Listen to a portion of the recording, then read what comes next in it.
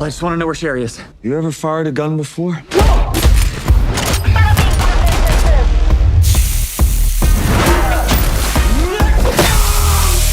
So those are definitely third degree, so you're gonna want to run it under some cool water. Look at you, now look at me. Look at you, now look at me. How you like? Hey man, you okay? All right, Novocaine. Man, Jack Quaid. Starring Jack Quaid. Jack Quaid, famous for The Boys. Very popular TV show. Going on to its final season. So we have one of our lead characters trying to probably transition into other things now. So he's got his own starring vehicle in an action comedy called Novocaine. Yeah, I guess I can commend him, right?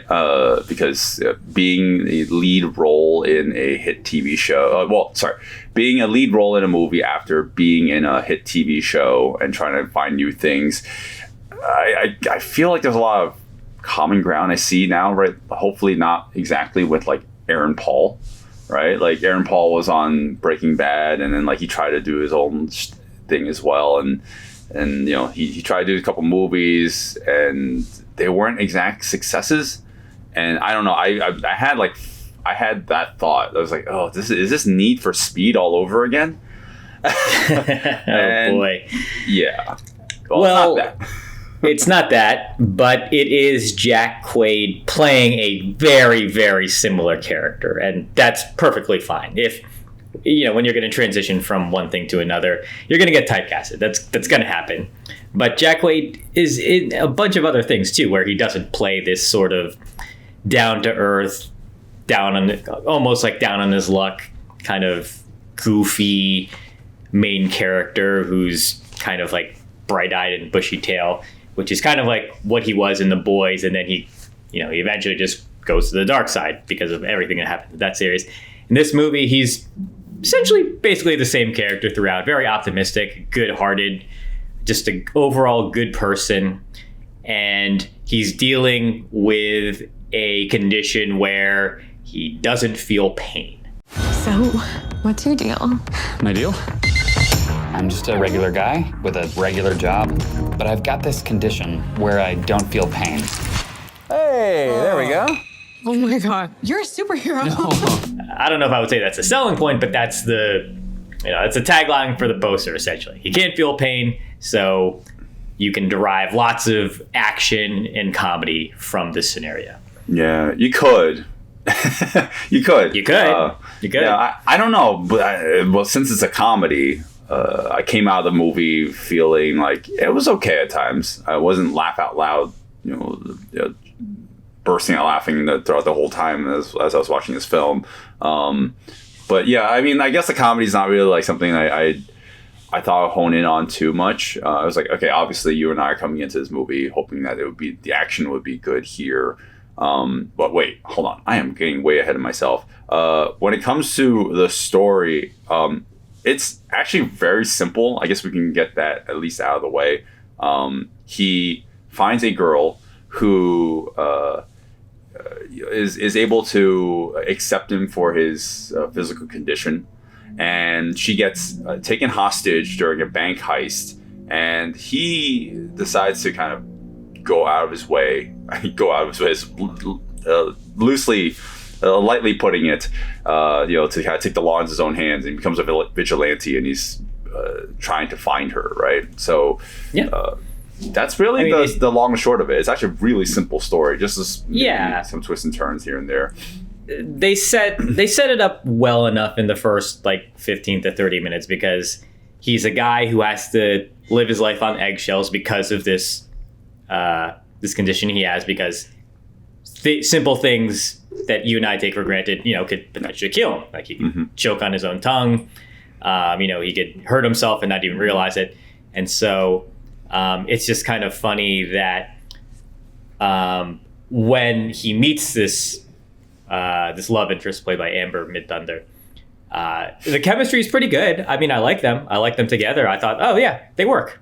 This is a romantic comedy. I was like, yeah, it's fine. Everything they're doing together works fine. So I believe that he wants to save her. And it's nice that based on his condition, he's like, you know what? I'm tired of playing it safe. So I'm going to go out of my way and try to save her because I think this is the love of my life, because he's just a lonely gamer, assistant bank manager who has nothing going for him. So that's the perfect ignition to get the story role. Our main character is everyday man, right? Like, he's just an average Joe, right? He's not an action star. He just happens to have this physical condition, and he's essentially indestructible. Well, kind of indestructible. But he's... Well, not indestructible. He just can't feel pain. He can die. Yeah. He get shot in the head and that's it. Yeah. So you're not gonna come into this movie expecting, martial arts extravaganza, right? But, in terms of action... I guess I was at least hoping that it would be a little bit more elevated. It was like maybe the gore or the violence would be amped up to another level. And it does kind of show that at times, but it's not throughout the whole movie. Like, for a movie where the main character literally can't feel pain, I kind of was expecting like an over-the-top, hilarious experience of watching like ultra-violence. But, that's a point where you start laughing at the movie. And it's like, it kind of shies away from that a little bit. And it plays it a little safe when it comes to the gore and stuff like that. They do some semi over the top bloody sort of things, but you can see some other director probably just going crazy with the fact that this guy can't feel pain. So what do you do with that? He could, I think I said this to you before the movie started. I was almost hoping he was just going to turn into a bloody stump, like a Monty Python bloody stump at the end, just start rolling around, tripping bad guys. It never gets to that extreme. I think it's just a safe, oddly enough, a safe R-rated action comedy. Yeah, safe is so understated. It plays it very safe. I mean, even when it does look like our main character, because he can't feel pain, he gets more mutilated than you expect him to. The repercussions for that ultimately are like, he's fine. You understand pain? Oh, no, stop it. Wow, that hurt. That one hurt the most. I had my skepticisms, and coming out of it, I think it kind of met my expectations.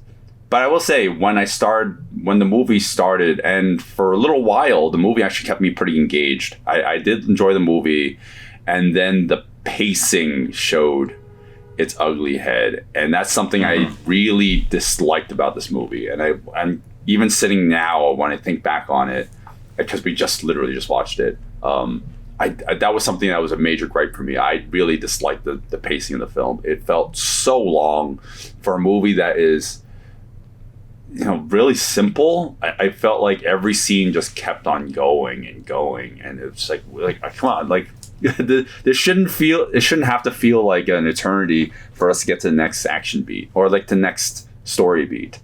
So the problem is the secondary characters, because you can't just be the one-man show of Jack Quaid trying to save Amber Midthunder. You need to have the police who are also investigating him, thinking that maybe he's involved with this bank heist, maybe he's an inside man or something like that. And everything with the extra police officers, it's filler.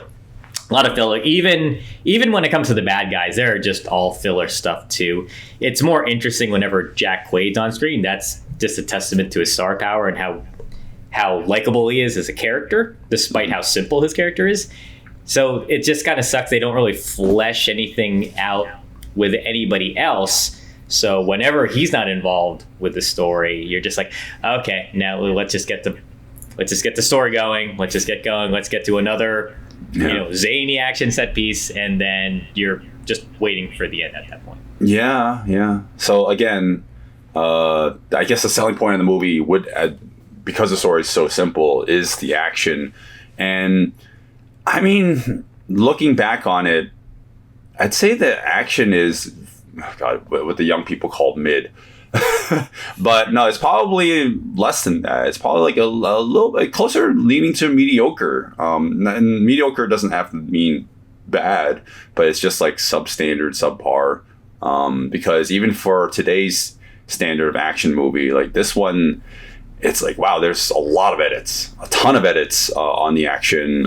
There's some slow-mo here and there to show off like one singular stunt, or like, you know, someone like Jack Quaid being thrown into a glass wall, or, you know, like you see him as he's like being launched up in the air. But it's like everything in between, the thing that leads up to those big moments, it was like, it's very much you know, like harkening back like several years before, where the action in Hollywood is just kind of like, it's over edited. So yeah, like for today's standards, I think like this as an action movie doesn't really hold a candle to other movies in, you know, that are releasing right now. Heads up! Oh, sorry. It's fine. So we should just make this very clear. This is not a martial arts movie. Why are we talking about this? There's barely fighting. It's a lot of struggling. Yeah. Jack Quaid is not a martial artist or an on-screen fighter. He can defend himself, and he could try to attack with the best of his knowledge, wielding blunt objects, but that's the extent of what he can do, essentially. Yeah. Mm-hmm. And the action, it works for the story, but it's not good in the sense how we like action. Yeah. Like, I would never say this is horrible action, because it's not horrible. It works. Yeah. Everything is clear. Everything that you need to see is happening. It's just that the scenarios that they're in are not interesting. Yeah, that's also true. So I can't say it's bad action because it works for the story, but I'm not really interested in what's happening. He's, one of the more unique things that he does, and this probably is the extent of it, is realizing that he can't feel pain and he can't hurt a very large man. What does he do? He starts smashing his fists on glass so that he can at least up his advantage, because he knows that any of his punches are not going to affect this other guy. So he's essentially striking him with bladed fists. Mm-hmm. And that's like the extent of how creative they're going to get with this movie. Yeah. I mean, you know, but if that's the best that they can do in terms of being creative, I guess that's like a really low bar. I actually think like one particular kill in the movie, and again, I'm not gonna spoil it, it's very creative. It's a self-mutilating kill, right? Like, in order to defeat the villain, he essentially has to, quote unquote, harm himself in order to kill the guy. And I was honestly expecting every kill to be like that. It would have made way more sense, because like, how do we capitalize on a character whose superpower is not feeling any pain, right? And it's like, some of the kills are just happenstance. Like the first kill is like, he just wins by luck, right? That just feels like a lucky shot.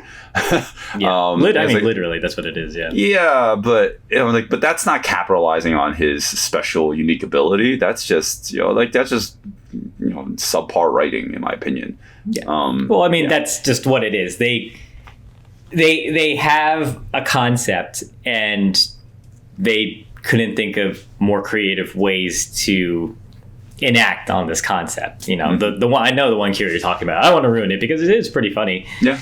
But then that's it. You know, like, he smashes his hands with glass. He does other things where he has to hurt himself, or his body is hurt, and he uses that hurt body part to try and fight with it. Like, that's unfortunately the best we're going to get with this movie. Yeah. I feel that maybe they're trying to save more over the top stuff for later, or maybe they're just not trying to go so over the top where people pull back and are just thinking it's just too silly and too unrealistic, even though the whole thing is really unrealistic. Yeah. Well, I wish it kind of embraced it a little more. And it was like, oh, it's so absurd to the point where you're laughing at and with the movie.